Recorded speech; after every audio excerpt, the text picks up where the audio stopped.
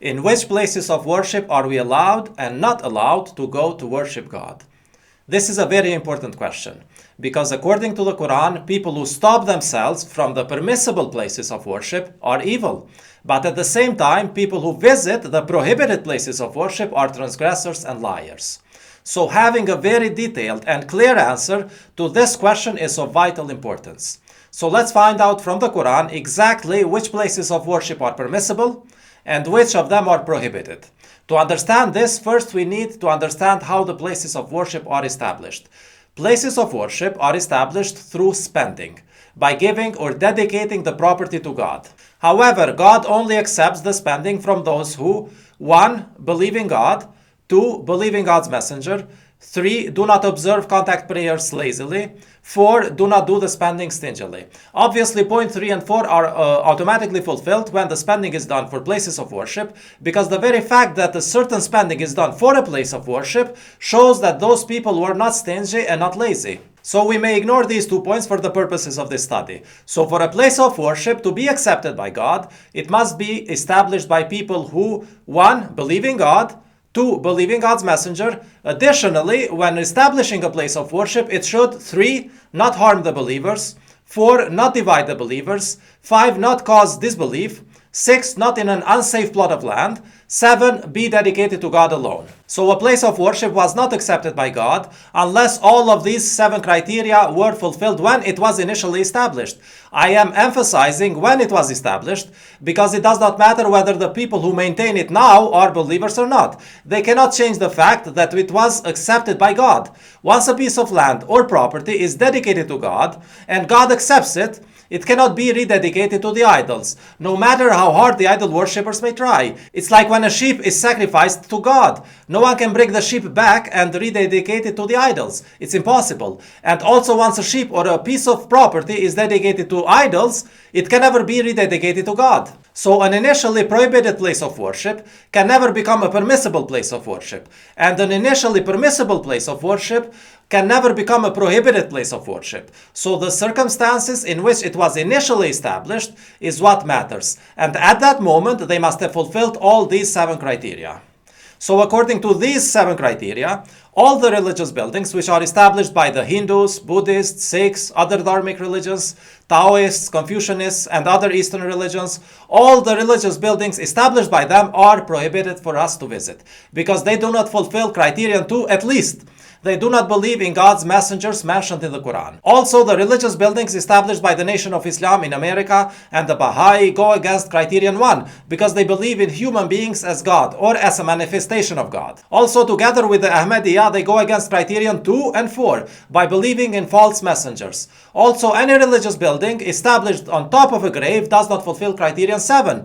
Because that piece of land was intended for the dead person, and you cannot dedicate the same piece of land twice by dedicating it to God also. God does not accept double dedications. So all these religious buildings are prohibited. Now let's look at the potentially permissible places of worship.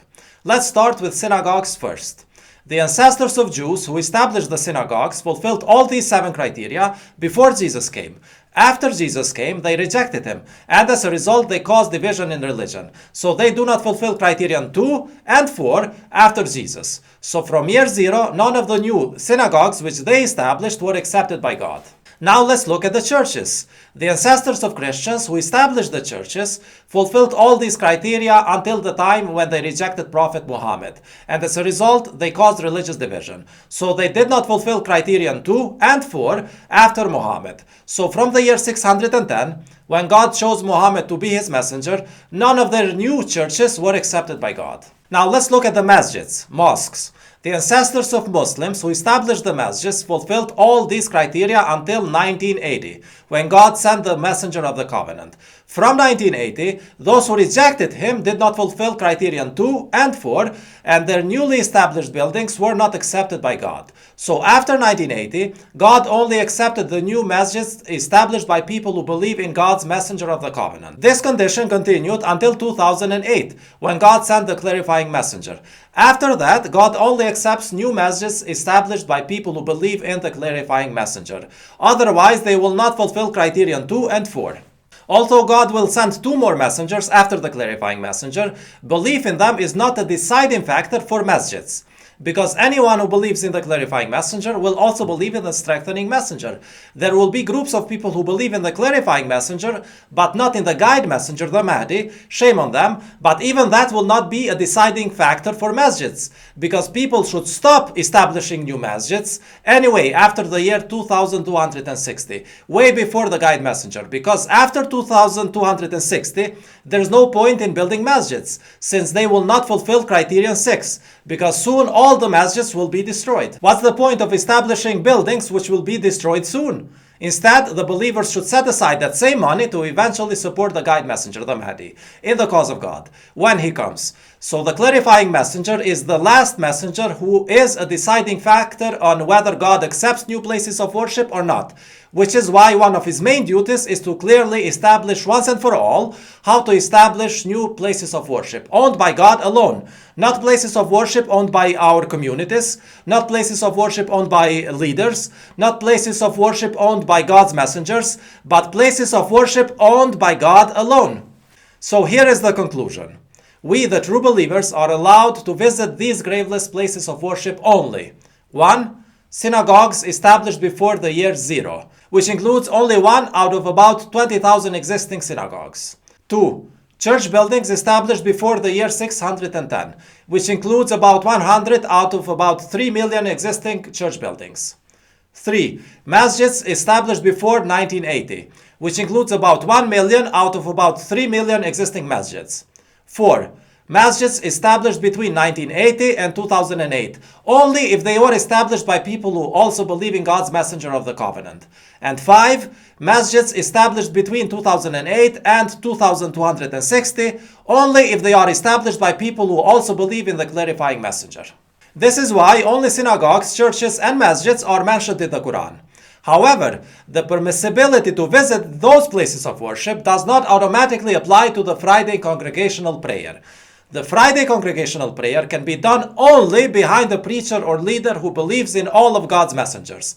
We are not allowed to do it behind a preacher or leader who does not believe in all of God's messengers, even if he does it in the permissible places of worship. But outside of the Friday congregational prayer, you may visit the permissible places of worship, even if they are maintained by disbelievers. Their present domination does not change the fact that those places still belong to God. If you own a house, for example, and mobs take it over, that does not change the ownership of the house. You are still the owner of the house. So God is still the owner of those places.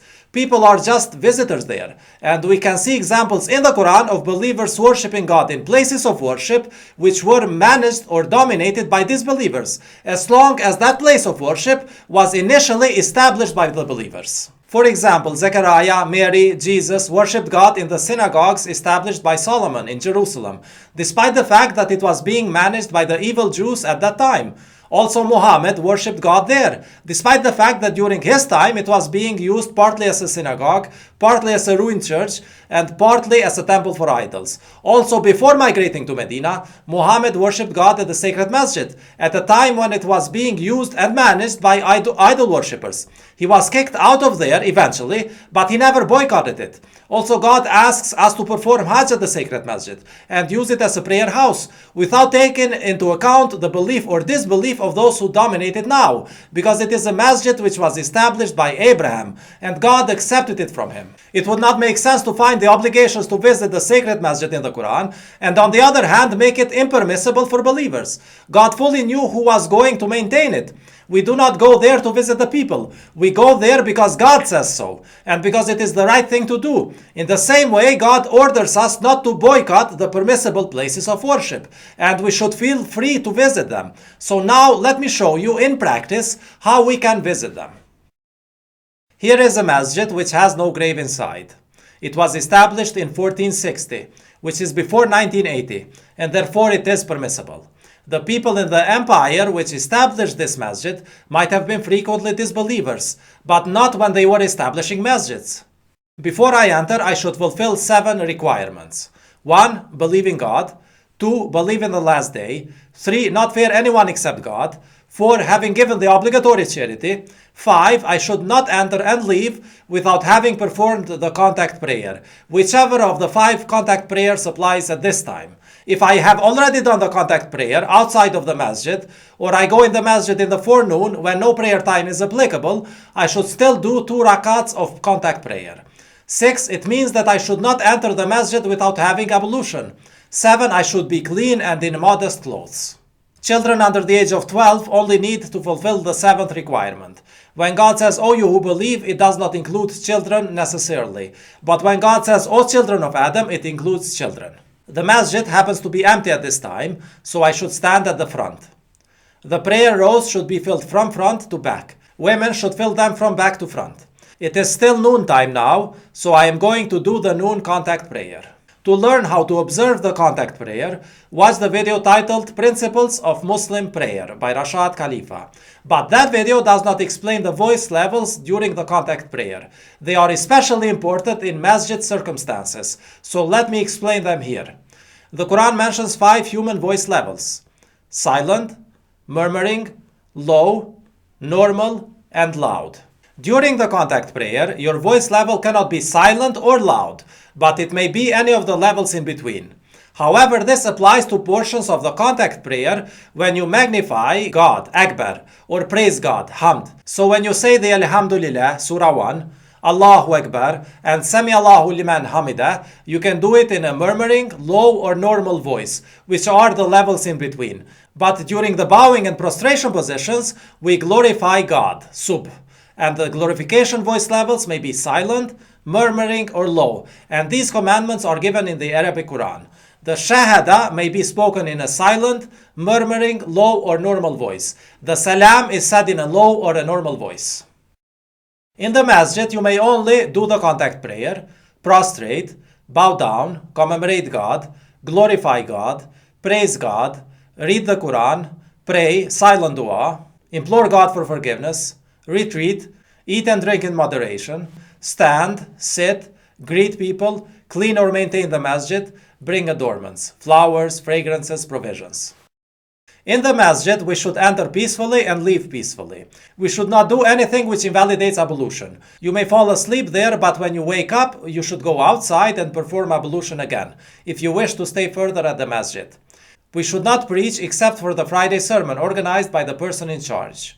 We should not try to convert people, or have debates or discussions or arguments, or engage in private discussions or in vain speech.